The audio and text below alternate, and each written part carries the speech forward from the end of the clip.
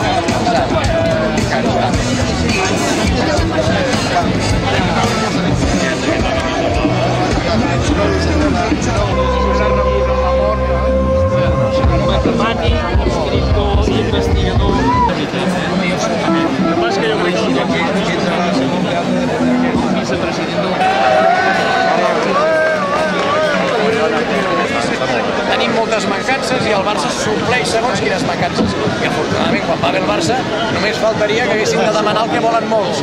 Demanem perdó perquè hem guanyat. Ho sento molt, demano perdó perquè hem guanyat. No, senyor.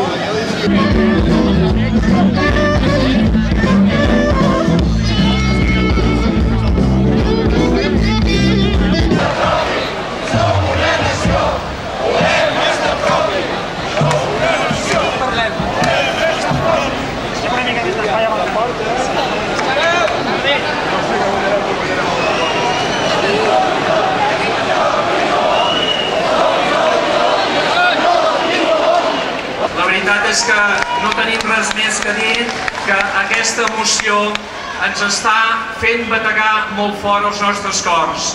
I cada vegada més tenim la convicció de que el dia en què Catalunya serà lliure és molt proper i que només depèn de nosaltres.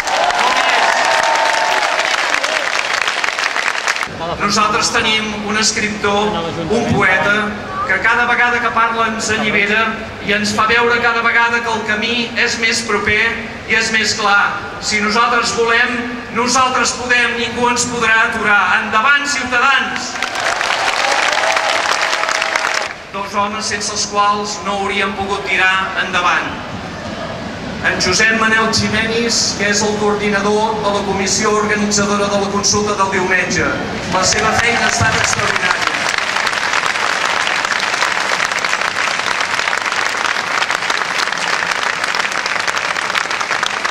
Gràcies a ell, l'emoció del moviment arenyenc per l'autodeterminació va prendre presència en el nostre consistori i gràcies a ell que va fer de transmissor, que va empremtar a tots els regidors de la seva fòria i del seu optimisme, de la seva convicció fonda, aquesta moció es va poder aprovar. Gràcies, Josep Manel, gràcies. M'acompanya en Jordi Vilbeny. Alguns de vosaltres haureu llegit els seus llibres sobre la catalanitat d'en Colom. En Jordi, amb les seves paraules, estic segur que us arribarà molt fort. Per tant, us deixo amb en Jordi. Endavant sense pors, companys i companyes, que la por no ens atenalli la voluntat. Endavant!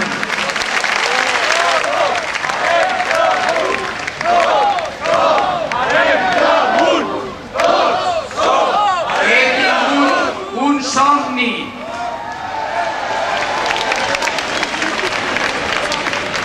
He somiat amb tots vosaltres i amb tots els que no són aquí, parlant llengües diferents, amb colors de pell diferents, amb feines diferents, tots caminant plegats, ascendint les grans muntanyes de la llibertat, lentament, pas a pas, amb coratge, un camp darrere un altre, una cleda darrere un altre, superant tots els obstacles fins a la llibertat definitiva. La llibertat deixa de ser un somni, és a les nostres mans, és davant del nostre camí i només nosaltres podem entrar en el camí, caminar-lo i aconseguir-la.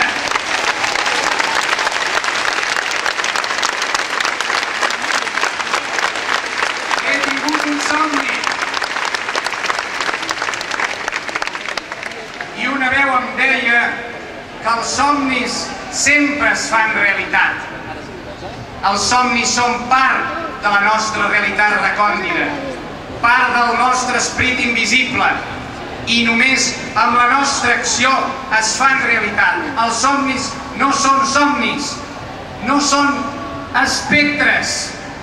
Els somnis són la realitat que volem aconseguir. Són espais del present projectats en el futur. Són espais del futur a les nostres mans. Si creiem en els nostres somnis, si creiem que podem caminar junts com petites espurnes de foc, encenent un gran cor col·lectiu, la llibertat deixarà de ser un somni i la llibertat serà la realitat imminent. Jo crec en els meus somnis, jo crec en els vostres somnis, crec en els somnis com a força alliberadora de totes les repressions.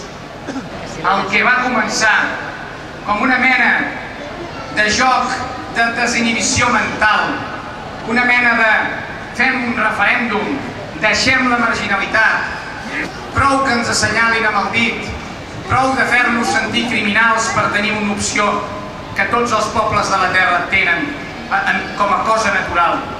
Deixem aquest espai de l'ostracisme. L'independentisme ha de deixar de ser vexat, ha de deixar de ser escarnit en públic. L'independentisme no pot deixar d'agenollar-se quan entra a les institucions.